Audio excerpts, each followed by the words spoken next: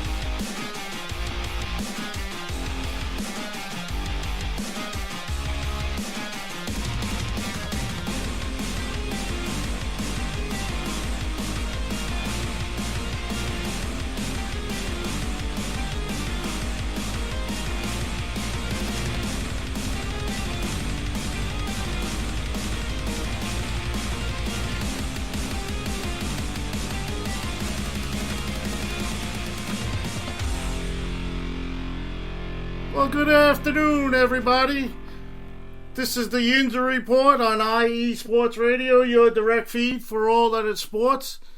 And today we have a very special show, special to me. I have my son, Anthony CALISE, as a Pittsburgh Steelers fan. He will be our special guest. We're going to go over the draft together. He's going to give you some insights as well as I on the draft picks. And we'll get that going in a moment. This wouldn't be happening if it wasn't for IE Sports Radio. Coming up on its 10-year anniversary, IE Sports Radio has brought you amazing content, ranging from interviewing legendary athletes, coaches, and other authorized media personnel, to building tailor-made shows dedicated to all major sports cities around the country. Make sure to follow us at IE Sports Radio on Twitter, Instagram, Facebook, and TikTok to keep up with the latest in sports and with our shows. Also, check out our daily updated website, iesportsradio.com, for news, the IE Sports Radio blog, our Hall of Fame. Yours truly is the 24th member of the IE Radio Sports Hall of Fame. Fans of the Month, pages dedicated to each podcast, and our IE Sports Radio community forum. And stop by the shop, check out the merch. And thanks for making IE Sports Radio your direct feed for all that is sports. And as always, thank you for listening. Also, if you'd like, you could follow me, your host, Ralph CALISE, on X Twitter at CALISER786, at IE Sports Radio, at Yinzer Report _IE, on Instagram, username Ralph CALISE, lowercase letters, on YouTube at Ralph CALISE 9595. All right, I have my son Anthony CALISE. He's ready to go.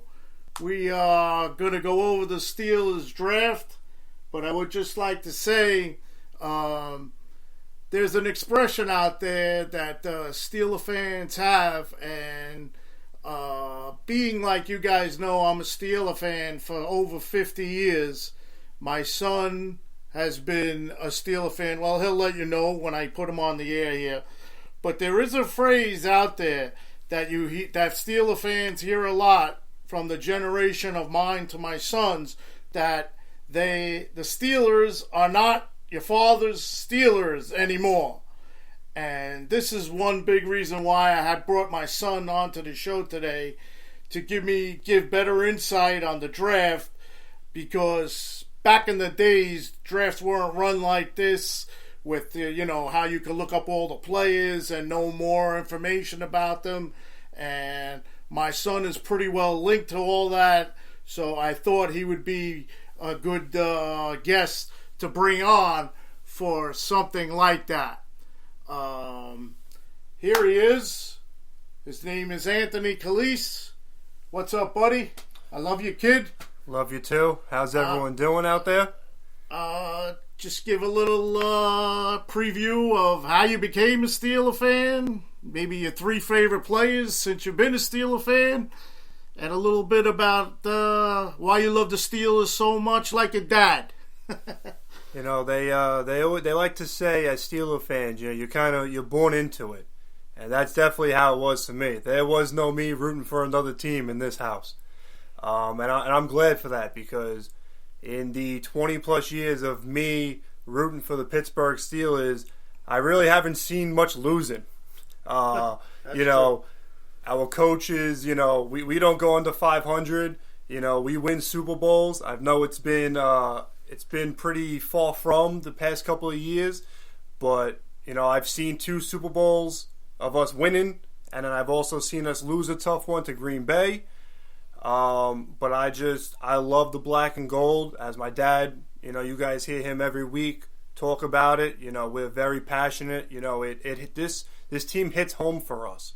It's when the Steelers lose, it's not just, oh, they lost, let's go on. It hurts us for a couple days almost. Especially when we lose to those rival teams. Because those teams are always trying to grab our title of being the best, and they never come anywhere near close. As far as me, being a Steeler fan, if I had to rate my top 3 players, definitely number 1 for me is probably number 7 himself, Big Ben. Mine too. That's the only quarterback that I've really seen my entire life, except for the past couple of years of us, drafting Kenny, signing Trubisky, I know he went through that rough spot where we had to go through Duck Hodges and Mason Rudolph for a year when Ben got hurt. But, number 7 was the guy for me. I knew every time he stepped on the field for us, we had a chance to win, even when we weren't the favorite to win. The little Michael Vick in there, too. Yes, Michael Vick. The one thing about Ben I loved so much was, not to discredit anyone in today's football, but I just feel like when guys get hurt now, they're hurt. And, they're okay with being out for games and even months. Big Ben was not that. That guy, I've seen him walk out of the locker room limping, his nose gushing blood versus the Ravens, and he's still playing. And it was always week to week when, if he got hurt, we would always look at each other and say, is he going to play? And I always shook my head, oh, he's playing. That's number 7. He's playing. Another one of my favorite Steelers was probably Troy Polamalu. That was a guy that I watched make plays almost every defensive series. He was making some sort of crazy play. Now I know why you love the first round pick. That is true. The roots all come together with Pittsburgh. Troy Polamalu for me was that hybrid safety that just ran around and did whatever. He blitzed, he covered here, he covered there, and all you got to do is just look up his highlights, and he speaks for himself. The jumping over the pile, the great interceptions versus Baltimore in the AFC Championship game, and the thing about Troy was he was a quiet guy. You would have never thought of him being the player he was because he was so quiet. A lot of the guys now that are like that, they're very rah-rah, they're all in your face, they talk smack. Troy just went about his business and just proved that to me, Jim B, he's one of the best safeties, if not the best safety to ever play in football. Wow. And my 3rd favorite Pittsburgh Steeler, probably, he went out bad, but I still love him today. I wish the situation with him never happened, but it has to be Antonio Brown. That guy for me was basically what Hines Ward is to my dad.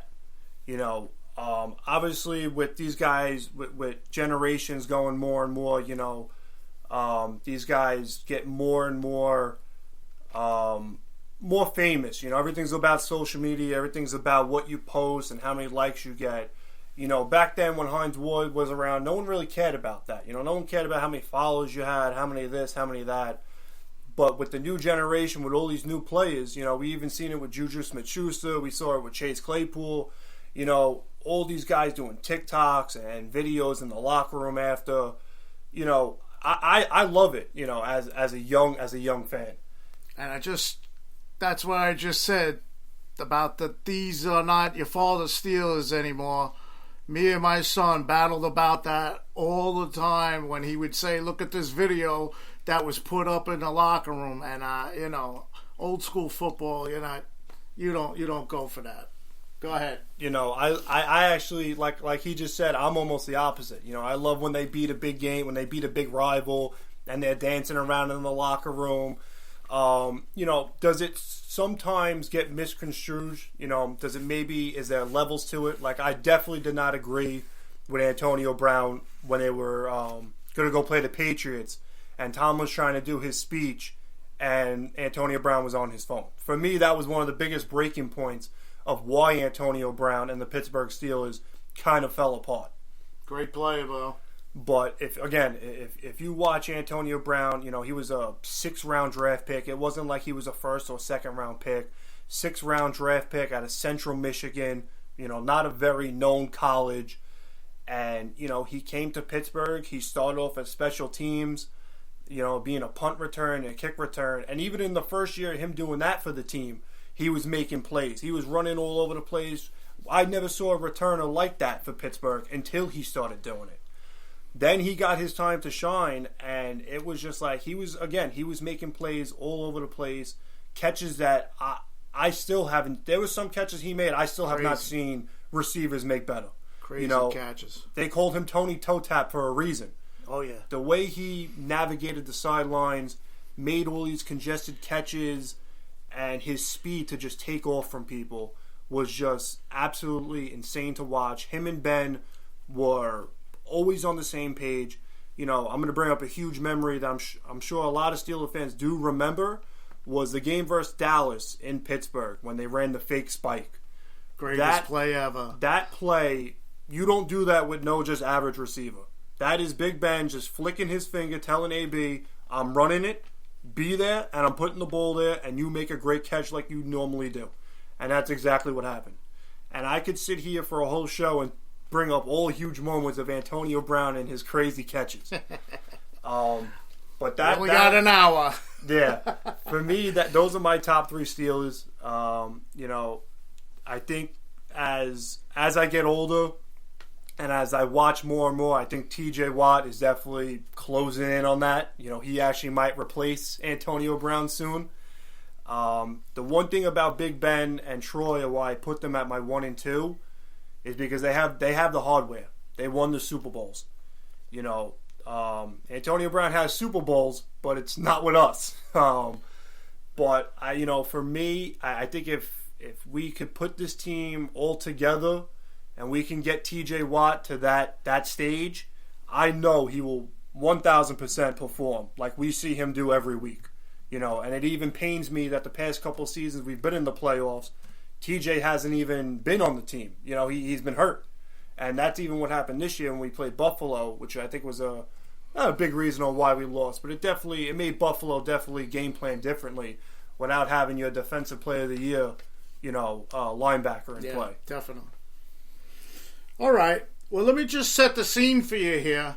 My son, he basically moved out of the house to live in his own place about 6 months ago.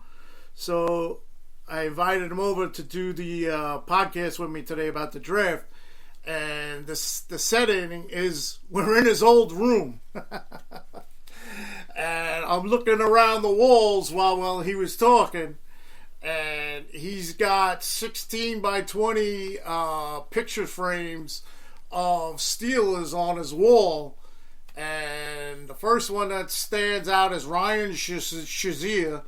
Of course, he's got Antonio Brown, Le'Veon Bell, another Antonio Brown making a great catch, like he was saying, in the Bumblebee uniforms. And yeah, Big Ben was another one, and it's right over his headboard on his bed. And he has, I think just before he moved out, he had bought a Minka Fitzpatrick signed photo too that's in the room. So that's the setting. Yeah, so we're going to get into the draft now.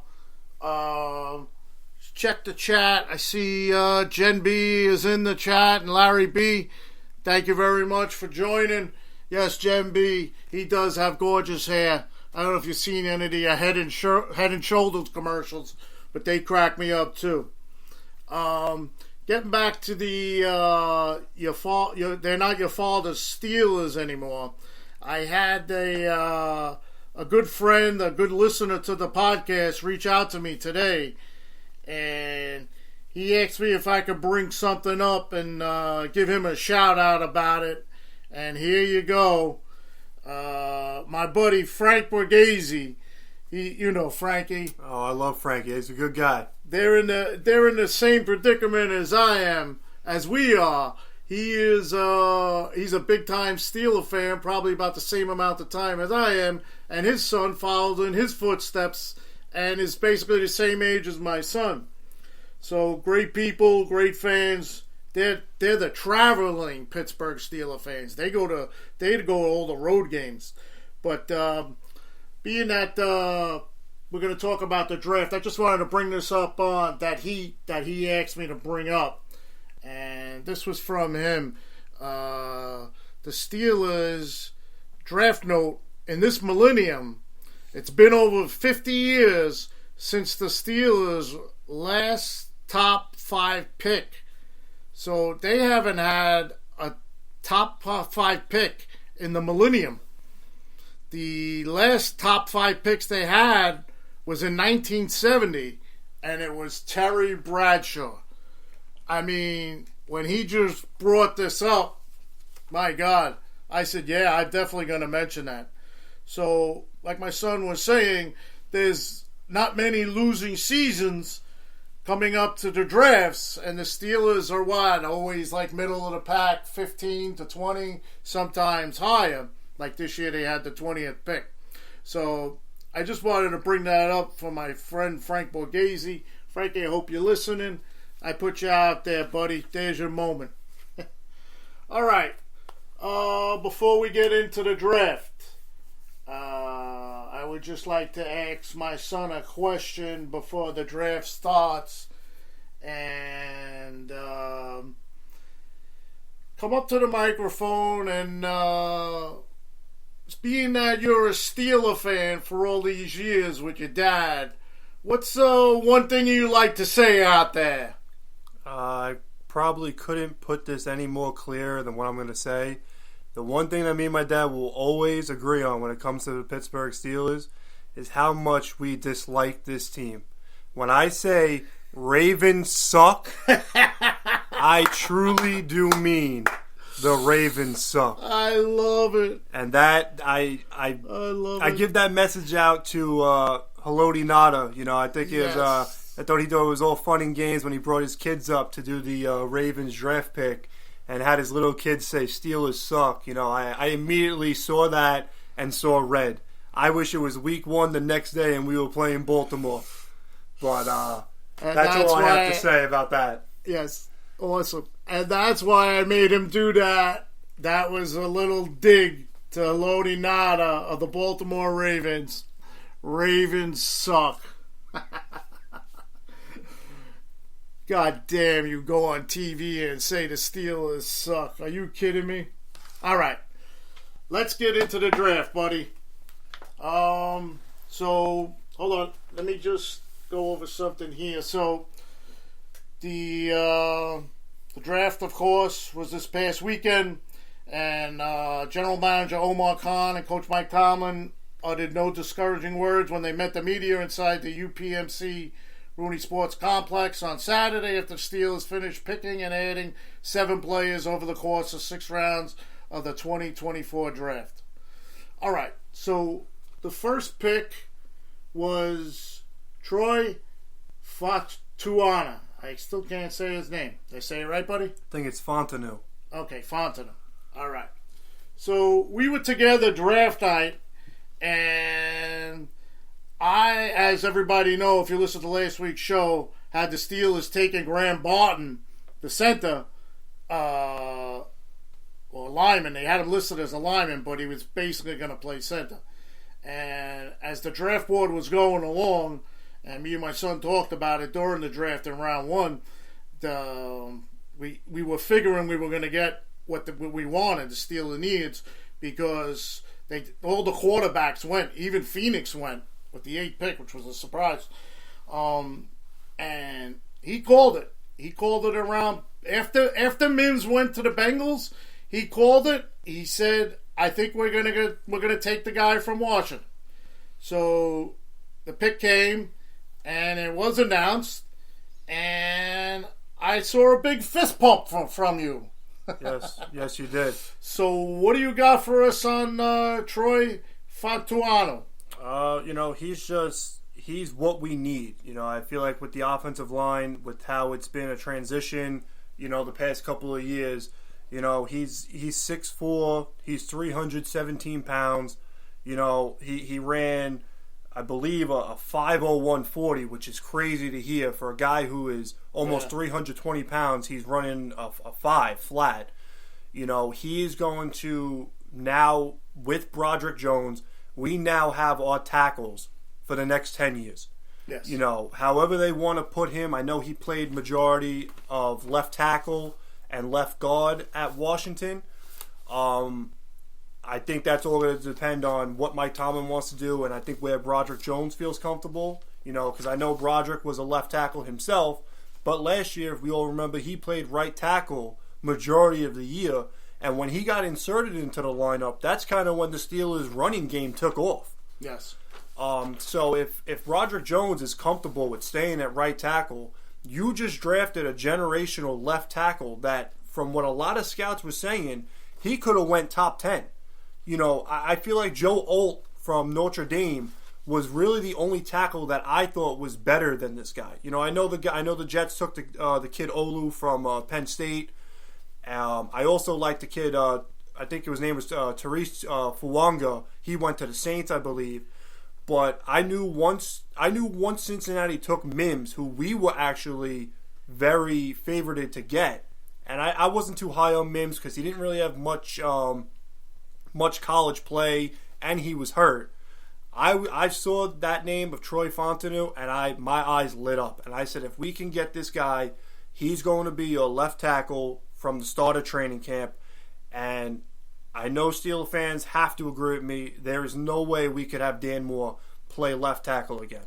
I know Ben advocated for him, but I think Ben was just being nice.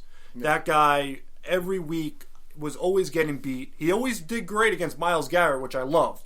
But when he would go against low-end guys, he would always struggle. And this guy is just an absolute beast, Troy Fontenot. And I can't wait to see him anchor the left side and protect either Justin Fields or Russell Wilson's blind side.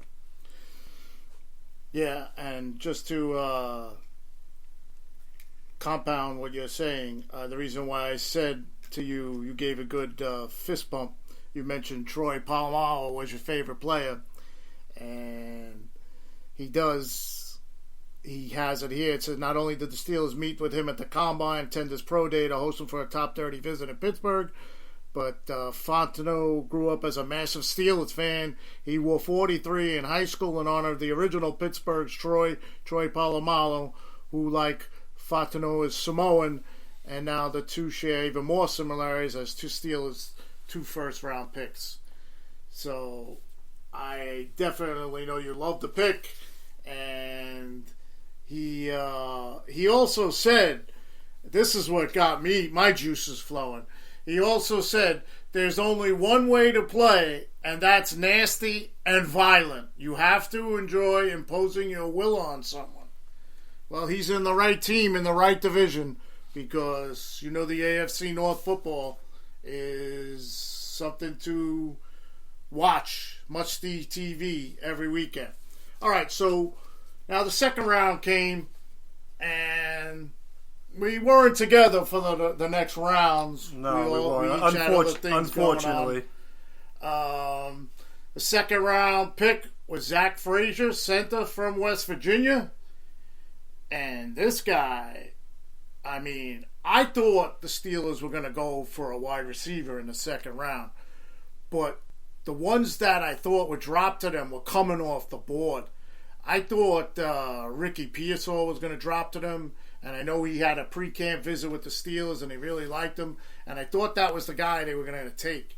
But as Mike Tomlin said, he finished up his press conference, and he said, "It's this weekend will be defined in the next 4 to 5 years with quality play as a collective.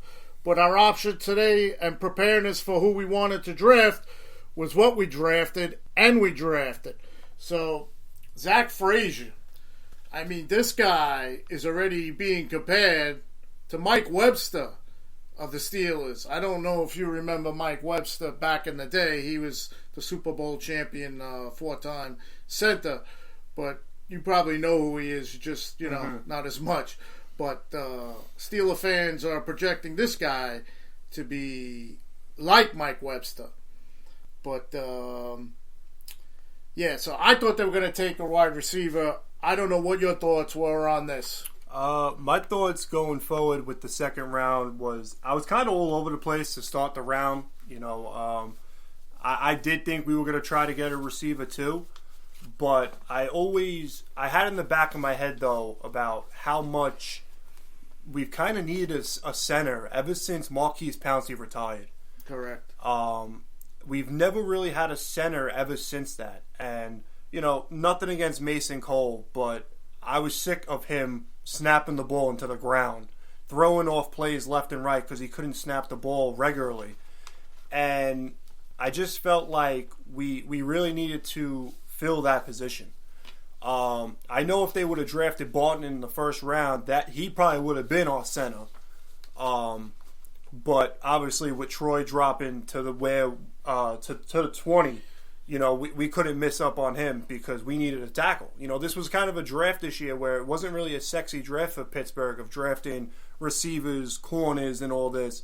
We had to build the trenches up. And with Arthur Smith coming in, we know he's going to want to run the football. Even last year, in the beginning of the year, we were struggling. Najee Harris was grabbing the ball and he was getting hit. There was no room for him to even make a cut or a spin because he was getting decked by 3-4 guys already. And when the pick came up, I saw that it was going to be Zach Frazier.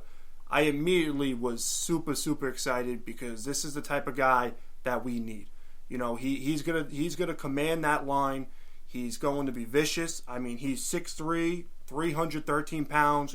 He's just a typical mauler of a center. He's going to bully people around. He's going to finish his blocks. And for me being a Steeler fan in past drafts, we've passed up on guys like Creed Humphrey, Landon Dickerson, Tyler Lindenbaum, to name a few.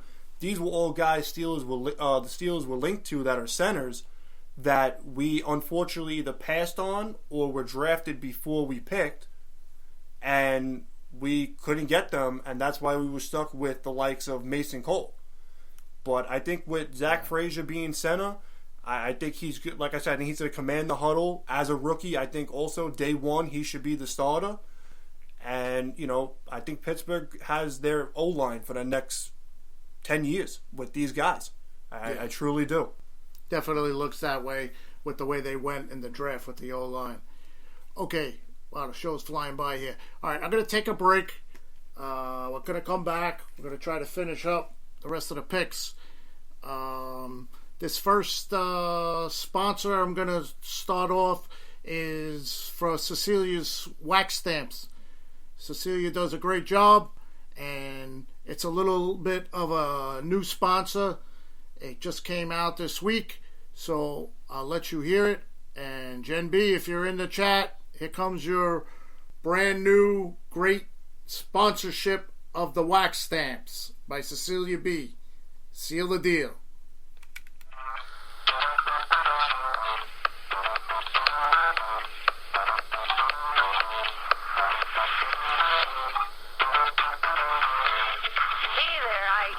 Radio fans, be sure to check out our sponsor, Seal the Deal Wax Seals by Cecilia B.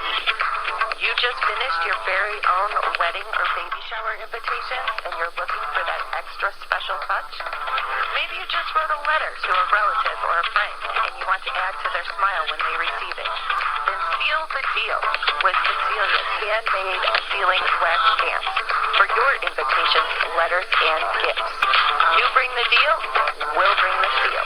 You can find them on Instagram at @sealthedeal_wax stamp and on Facebook, Seal the Deal Wax Seal.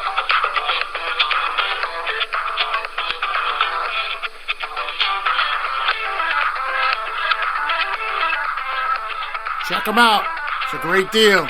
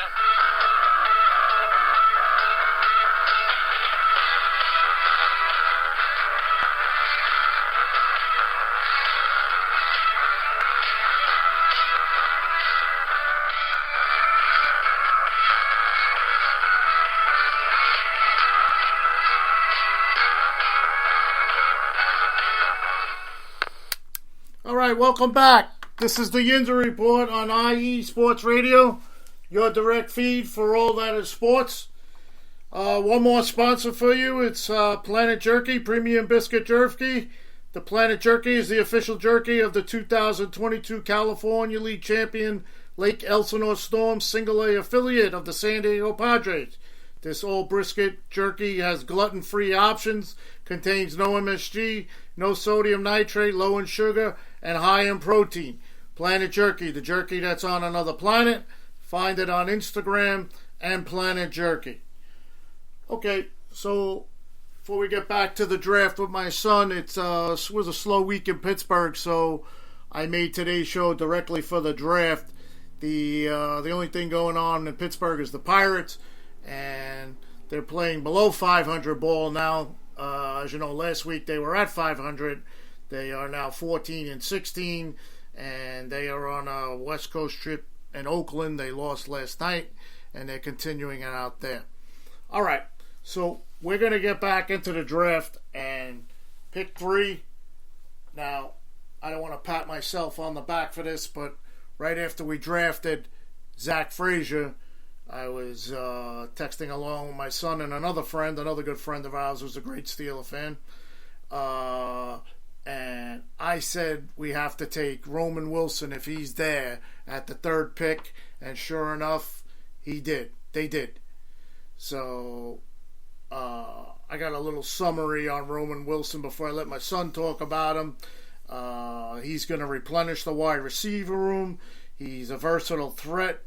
They hope they'll extend their streak of drafting solid wide receivers. He has the speed and ability to be a real good vertical threat. And most enticing thing is his willingness to back something he showed in. I can't even read what that says. In Arthur Smith's offense, he will be good with those run game, and he went to St. Louis and same high school. Nick Herbig and Nate Herbig, offensive lineman Steelers went. So I don't know, you can see the ties of the Steelers drafting these guys. They're pretty much together. So what was your thought on Roman Wilson? I love the pick. That was one guy also that I was very intrigued by as the draft board was forming. I was hoping he dropped more and more to us because that guy's going to come in day one. He's going to command the slot. I think that's something that Pittsburgh has needed. I think a big reason why they traded Deontay Johnson to get a corner was because they believed in themselves of drafting another young receiver who could come in and kind of take that position and let George Pickens handle the outside. But I think Roman Wilson, for him being able to block very well as a receiver too, he's not afraid to get his hands dirty a little bit. I think he's going to be a very significant role for us this year and going forward. And I love the pick. I think it was a great pick, great value. I thought it was a great pick too, especially that he was. I don't know if you heard the story at the Combine when Tomlin was there. He put him up against the guy Guyton. He says, "Go run some plays with him." And I don't know. I saw a highlight of it. They showed one of the plays when they went 1-on-1. He made a great one-handed catch against him. So yeah, I love the pick. Even Tomlin was bragging about it at the press conference when they asked him about it. Compliments. His merits alone compliment any good player. He's competitive, great at separation, like I mentioned, at breakpoints. He's battle tested on interior portions of the field. He came from a winning program, Michigan. Great relationship to the game. Willing to do on field. That checks a lot of boxes. And they wanted him and they needed him, according to Tomlin. There was another comment by Mike Tomlin at the end of the press conference. They asked him about Logan Lee, draft pick coming up that we're talking about, and I found this awesome because you know how I love Mike Tomlin's press conferences. Yes, that you do. Always tuned in. He said they asked Mike Tomlin if he was going to get in touch with Logan Lee about when they went to visit him when he was in high school as a senior. That's how crazy the Steelers go visiting guys. They're visiting guys in high school. There was something happened where Logan Lee almost ran him over on the field, I guess during a play. And Mike Tomlin, he came out and said he finished up his press conference about being asked by almost running over by Logan Lee. He was coy and he said we'd have to look into it and ask him. But he did say we had a reason to be in Ann Arbor, and there was a reason to be in Ann Arbor. So right there, he's talking about Roman Wilson, and he's going to look into the Logan Lee thing. I found that pretty interesting. All right, the next pick was the third pick, number 98. Now, this was the pick we got for Mr. Kenny Pickett from the Eagles. Well, thank you Eagles, for taking him and giving us this pick, because I think this guy is going to be a huge component for us this year. Now, this guy, supposedly, he played a number of games. Let's see, 2 games, 2 torn ACLs, a shoulder injury that kept him out all of but 2 games in 2021. Of course, he's got great speed and productivity and coverage, and he will make a great partner with Queen if he gets that chance. But we got to keep an eye on Cole Holcomb's injury. With Wilson, now it's a solid adoption. So, yeah, this is a pretty good pick because he was rated high on a lot of people's boards, but the injuries knocked him down. Yeah, that's I think right, he was rated, his position rank from what I have taken here was 3rd. So, he wasn't, I don't know if he was the 3rd linebacker taken, but his overall rank 48, and he went at 98. So that was Peyton Wilson. He will be donning the black and gold. I think he's going to fit well. You're going to add him to a really good, diverse linebacking core with Queen, with Landon Roberts. We'll see what happens with Holcomb when he comes back. But you're bringing in a linebacker who runs a 4-4-3. You know, we all know with Pittsburgh and speed linebackers, that's what you need. You know, you're going to play in the AFC North facing these quarterbacks that like to run around. We've kind of missed speed like that since we lost Ryan Shazier. Yes. So hopefully he can come in and put on a show. And the speed, like he's saying, need him to cover guys out of the backfield, even wide receivers. We haven't had a good cover linebacker since, like you said, yeah. We always get killed by tight ends, and I don't know. We like to have our linebackers cover wide receivers. I don't know why we do that either. You see people running up and down the fields, and you see the linebacker trailing them all the time. Mikey Guns is in the chat. Hey, Ralphie, what's up, my friend? How are you feeling about the Steelers draft? Well, we're going over it right now. We're feeling pretty good about it. We've picked up a lot of guys for a lot of needs, so we'll see what happens. Also, Marcus, yes, salute, sir. Thanks for joining in. All right, the fourth pick was number 119 was Mason McCormick, a guard, South Dakota State, and I went on the comment of the O-line coach. He said it's the best Christmas that ever came early in Pittsburgh. He was loving the Steelers' use of 3 of the first 5 picks as offensive linemen. So, what were your thoughts on that pick? You know, I liked it. It was one of those picks where you always need depth for your offensive line. You never know with injury and, you know, if guys are underperforming. But I think this guy is a really good pick for us because depending on what happens with Isaac Seumalo and James Daniels, they both have contracts coming up that they need new contracts. So if they want to go the route of not paying Daniels or Seumalo when their contracts are up and you want to go the cheaper route possibly, but with maybe a possibly better talent, younger talent, then this guy is the deal. I mean, he's another guy, 6'4", 310, 12 pounds. You know, he's just the guys that they're drafting now are just these big dudes that love to run block. And that's the one thing you need in an offensive lineman. To pass block is one thing, but to get your hands dirty, to stick your head down and get hit by a D lineman, 320, 330 pounds, every play to try to pave holes for your running backs, right. You know, that's what you need in these guys. And to show that he is a guy who loves to do it, he even said it, that he loves to run, he loves to run block, it's a perfect pick, and I think he's going to fit great for us. So the Steelers, as it was said after it was brought up by Mike Tomlin, they asked him a question about the offensive lineman, and he said they're all competitors that have wrestling backgrounds, and the background for wrestling, he put it a combat sport. So yeah, that's a great thing to do if you're an offensive lineman, to have a wrestling background. Mikey Two Guns put Landon Roberts. That dude is a hard hitter. He was great with the Pats for many years. Mikey Two Guns had a Boston show with us. He left these out on his own. It's called I'll Bleep in City. He does everything with Boston. He's great.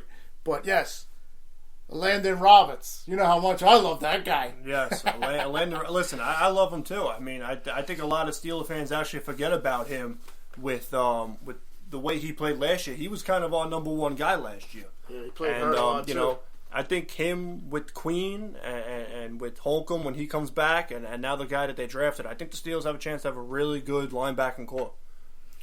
All right, so their 6th round pick, 178th pick, was Logan Lee, the guy we just mentioned, about almost running over Tomlin at a look-see type of thing. Defensive tackle, Iowa. Well, he's got the right colors, black and gold. I love the pick just for that. There you go. Things written on him: versatile in college, protected here as a defensive end in the Steelers system. We now have depth behind Cam Hayward and Larry Aljunobi. Lee was official visitor in the Steelers pre-draft process. Lee is 5th of 6, 2024 Steeler picks who had official visits to Pittsburgh. So I think that's 3 out of the 6 picks that were pre-visit picks. Yeah. So they basically had an idea who they were taking as long as they were there. If you ever want to figure out a Steelers draft, just look at pre-visits and who they check out, because it's almost night and day. If you're on a pre-visit with Pittsburgh and you're there to get picked, they're taking you. That's the reason why they're bringing you in for pre-draft visits. It shows how much they love you and how much they want you to be a Pittsburgh Steeler. Mikey Two Guns. Mike, you cracked me up, man. That was awesome last week, your audio with Rod Woodson. Oh, don't bring that up. Starting to shake again. I'm late to the show. Who is your co-host? Oh, this is my son, Anthony, Mikey.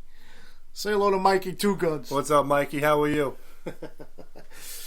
All right, and our last pick was 6th round pick again, number 195. Interesting pick here. Ryan Watts, cornerback from Texas. This pick, my notes on him was to address need at cornerback, possibly a special teams player. He's a ball hawker.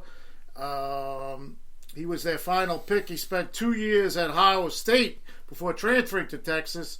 Versatile, 6'3", 208 pounds. Cornerback. Will try to fill voids at defensive back and definitely special teams, because our best special teams player left, Miles Boykins. Yeah, that was a big. That guy was down the field on every play. That was a loss for us. I think this kid Watts is it's going to be a diverse room. I think the one thing Pittsburgh's been trying to do with their corner was try to get younger. You know, the past couple of years they've had Patrick Peterson, Levi Wallace. If you guys remember, they had Joe Hayden a couple years ago. You know, guys kind of at like the end of their career, or maybe only got a year or two left. And, you know, when you're facing these speeds to the receivers, guys like Jamar Chase and Zay Flowers, and I could go on and on. Yeah. You know, you need young corners with speed, but not only speed, but length. And this guy being 6'3", you know, he's got a really good arm reach and everything. He's a tall, physical corner. You know, and you're going to add him to a room with, you know, Joey Porter Jr., Dante Jackson. You know, a lot of people are forgetting about Corey Trice, who we drafted last year, who tore his Achilles in camp. I mentioned him a couple of times on other shows. Expect him, you know, I think he's going to come back and be great, you know, for us too, because he's another guy who's 6'3", 200 and something pounds, long and physical. You know, that's the one thing about Pittsburgh is they want you to be fast, they want you to have ball hawk skills, but they want you to be able to stop the run too. You know, you're not going to just be a Steeler corner if you can't stop the run and tackle people. So, you know, they're keeping their tradition going every year with trying to draft guys that fit their team the best, that aren't going to give them no BS when they ask them to do so. The Steelers, after the draft was over, they signed 5 undrafted free agents, and I don't know if you know anything about these guys. Benny Bishop, who was a cornerback from West Virginia. That's the guy I would circle. That guy, I think. You know about him. I think he... That's why he's on the show, guys. I think he has a chance to... If he comes into camp and plays the way he did at college, this guy might be our next Mike Hilton. And I know everyone remembers Mike Hilton. I never wanted him to leave. It pained me. You could even ask my dad. It pained me Mike Hilton. When he signed to Cincinnati. Yeah. It hurt me so bad because that was the one guy I never wanted to ever leave. But if this kid Bishop comes in and does what he's got to do, you'll be hearing people comparing him very closely to Mike Hilton. Okay, we'll keep an eye on that. Remember that, guys. Another guy they signed was Dijon Edwards, a running back from Georgia. They signed a quarterback, John Rise Plumlee, quarterback from Central Florida. Julius Westkolf, linebacker from Charlotte. Was Highsmith from Charlotte? Yes, Highsmith was from Charlotte. I guess there's some ties to that. That's why they signed him. And Jacob Wyndham, linebacker from Michigan State. So these are the 5 undrafted free agents. And I circled Benny Bishop. I'm going to keep an eye on that for what my son just said. Don't forget, I'll give you 3 big names that were undrafted free agents for the Steelers that made the team. You're going to go crazy with one of these. One was Donnie Shell back in the 70s for the Super Bowl champion Steelers. James Harrison. Wow. Oh, my God, James Harrison. My God, did he pump this household up many a games? I was ready to run through the wall. I was just going to say that we were about to run through walls watching games with James Harrison. And, hey, look at this guy. Another guy. Jaylen Warren. What did I tell you last year about Jaylen Warren? Who is he to me now? He's your new favorite? New favorite Steeler, yeah. Yes, Jaylen Warren. So, we'll see what happens. Yes, I love Jaylen Warren. That kid is awesome. So, Mikey Guns, he's got a message for you. He says, "Hey Anthony, me and your dad will be ever linked to each other as IE Sports Radio Hall of Famers." Wow. Hey Mikey, I won the draft, the IE Sports Radio draft competition. I had the most points. And I just want to shout out to Adam Karnick, the guy who runs the Chicago sports show, and of course Mike Pat. Let's Wine, Mike Pat. He actually does Baltimore. I wonder if he listens to the episodes when he thinks about what we said. Yeah, thank you guys for shouting me out on the show last night. That was great, and I guess I have another trophy in my case on IE Sports Radio, winning that competition. So, yeah, so that's it. Those were the draft picks. That was the draft picks they signed afterwards. I'll just give you a quote from Tomlin when he finished up his press conference. He said that where the hell is it here?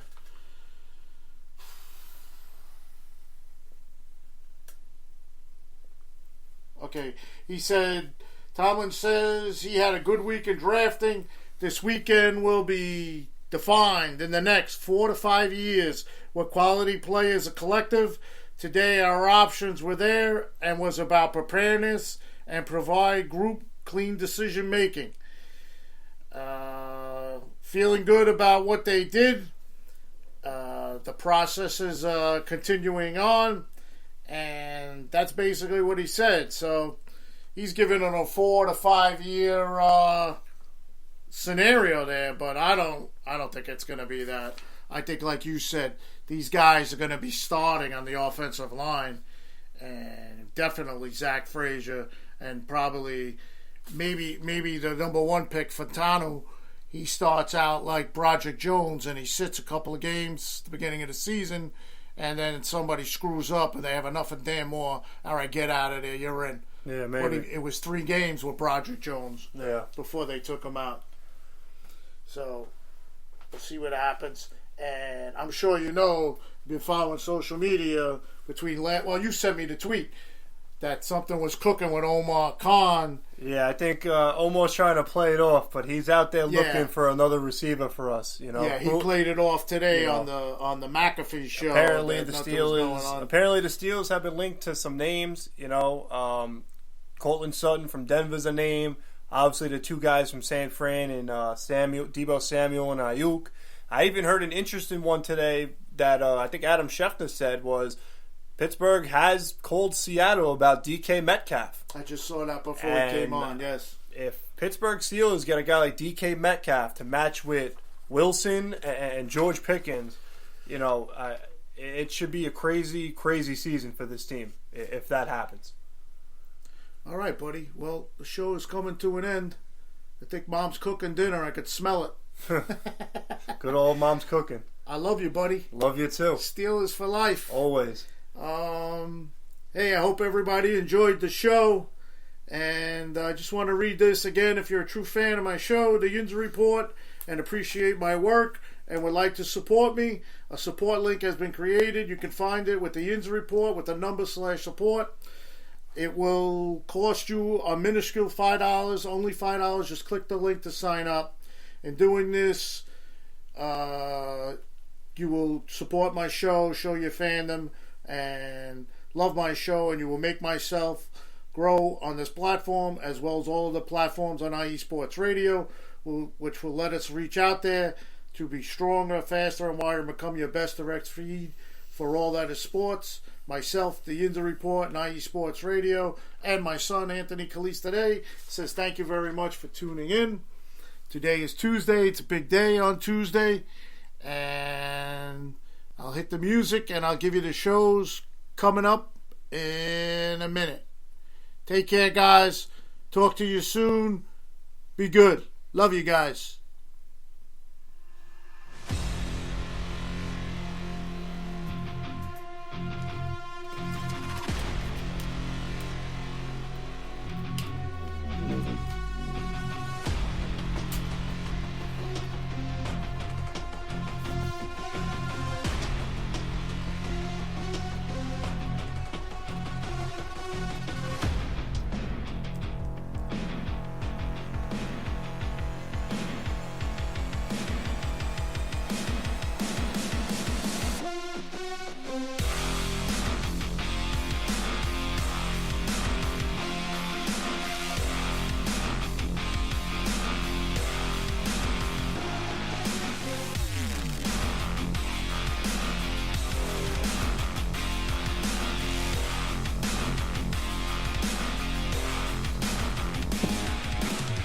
Alright, so today is Tuesday.